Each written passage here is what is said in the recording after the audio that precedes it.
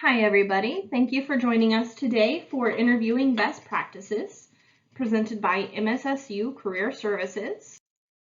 Now, if you have any questions about anything today, need more information, please feel free to email us. I've got it up there on the screen. It's careerservices@mssu.edu. You can also find us on social media. Just search for MSSU Career Services. We're on Facebook, Instagram, Twitter, LinkedIn. We've got some good information posted on there, funny memes, so definitely give us a look, give us a like, and follow. Now today, I want to talk about first impressions, and we'll go to types of interviews, preparing for interviews, and finally answering those interview questions. So let's go ahead and jump right in. According to a psychological study at Princeton, first impressions are formed in as little as a tenth of a second. And the longer we're exposed to somebody, those first impressions aren't changed, they're only reinforced, strengthened, solidified. So yeah, first impressions matter a lot. And whether that's in person, whether that's over the phone, or on a virtual video interview, that old cliche is true, you've just got that one chance to make a first impression. Taking a look at a Harvard study, we see that 38% of first impressions are oral, so the quality of your voice, the grammar, the tone. 7% are words, your verbiage and your sentence structure. And then a whopping 55% is based on dress, body language, handshake, and walk. Now, in the era of COVID-19 that we're in right now, we're not really meeting people face to face. We're not really shaking hands because that would be bad social distancing. So they're not necessarily seeing our handshake or our walk, but a video call, a first impression would definitely be based on our body language. Are we sitting up straight? Is our hair fixed? Are we wearing a blazer or something professional on top? So things like that. So in those types of interviews, in-person interviews really aren't happening right now. But what we are seeing a lot of are phone interviews and the virtual interviews. So using platforms like Skype or Zoom, Slack, Microsoft Teams, there's tons of different things out there. So those first impressions really do matter in these types of interviews still as well. So, if it's a phone interview, they're not necessarily seeing you, but they are seeing you on those virtual interviews through Skype and Zoom. So it's still important to make sure that we are dressing the part and talking the part for those as well. How to prepare for those interviews? Well, first you need to research the company. Google them. What is their mission, their vision, their values? Are they upholding the same values that you are? Or do you believe in the same things that they do? If the answer to either one of those is no, then that probably isn't the right company for you. Or have they been in the news recently for, awards? Have they done anything great? Or maybe on the other hand, if they violated EPA regulations or something, take a look at what people are saying about that company.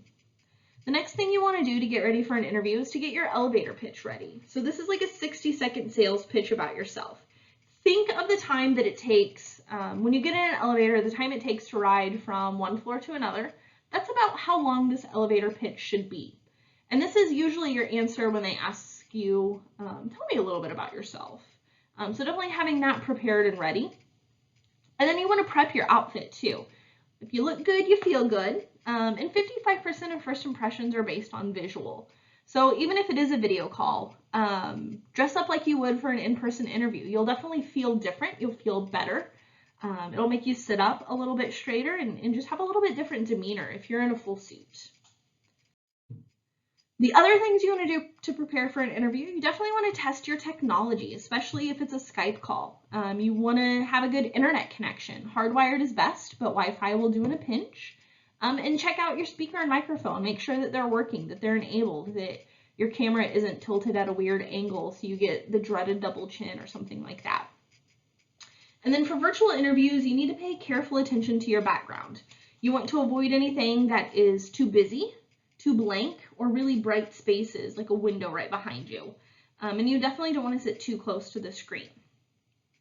Eye contact is really important during in-person interviews, and it still is kind of important during the virtual interview. So you want to make sure that you're keeping your eyes on the camera on your webcam and not necessarily yourself down in the corner or looking at a second screen or anything like that. And then your body language should be as if you are in person.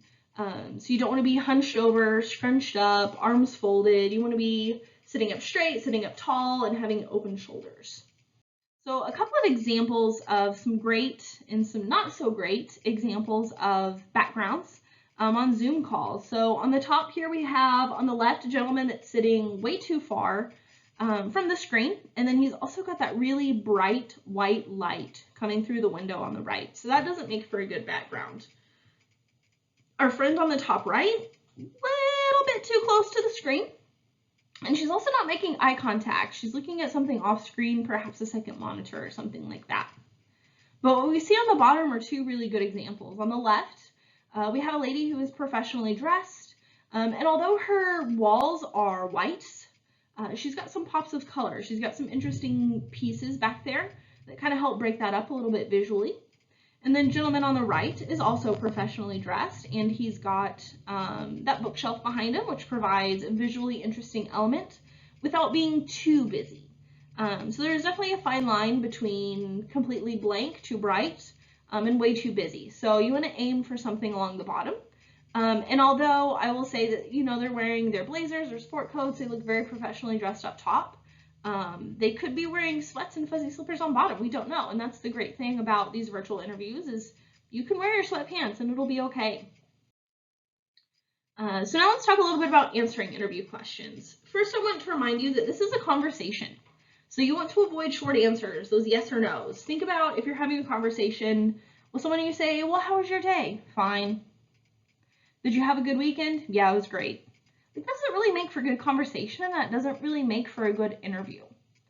Keep in mind that answers have beginnings, middles, and ends. We'll talk a little bit more about this in a couple of slides when we go to the STAR method.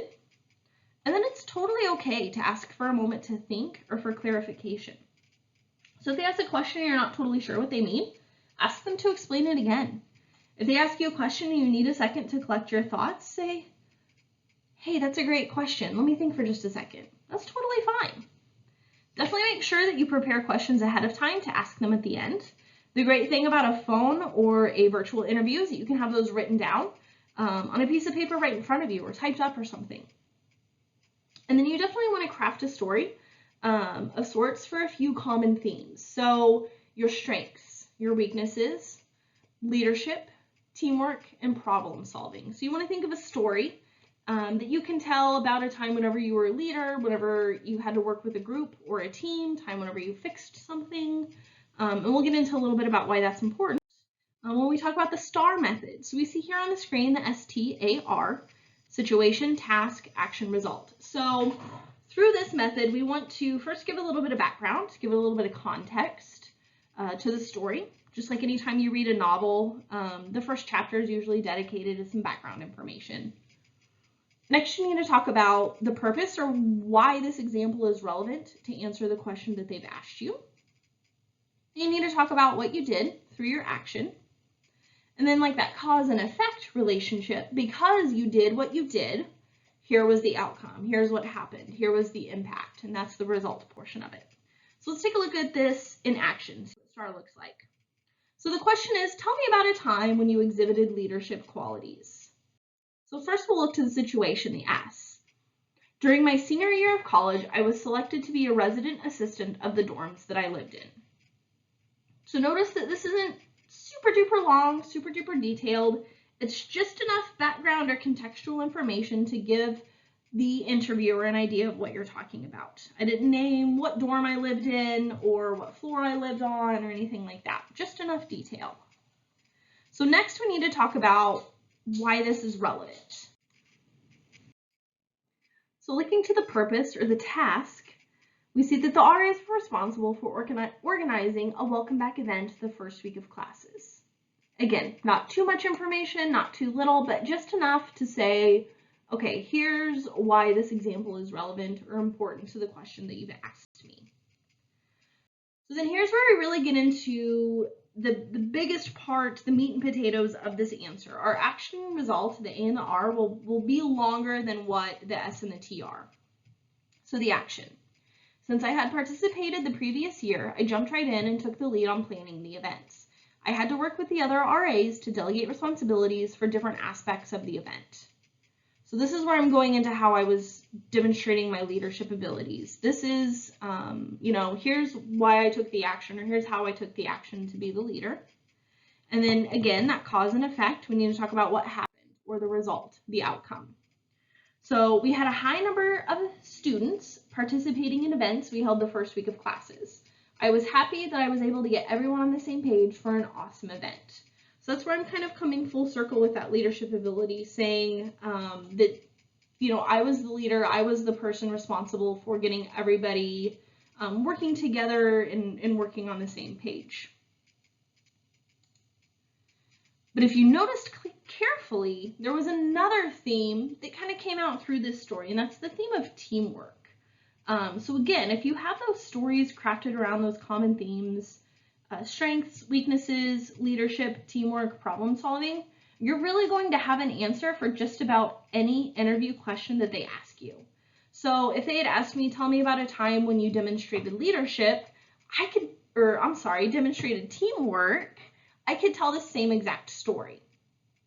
So it works on a couple of different levels, and that's really what I like about this STAR method and those story themes, is that I can think of 5 different stories, add some supporting details to them, and then I pretty much have an answer ready for any question that they're going to throw at me through an interview, which I really like. I like that feeling of being prepared. Makes it less scary. Okay, so if you need more help or information, if you want to talk a little bit more about interview method, or really anything related to career preparedness, professional development skills, things like that, please get a hold of us. That is what we are here to do. Easiest way right now to get a hold of us is through our email, and I've got that up there on the screen again. We can help you through email, we can help you through chat, like on Facebook or something.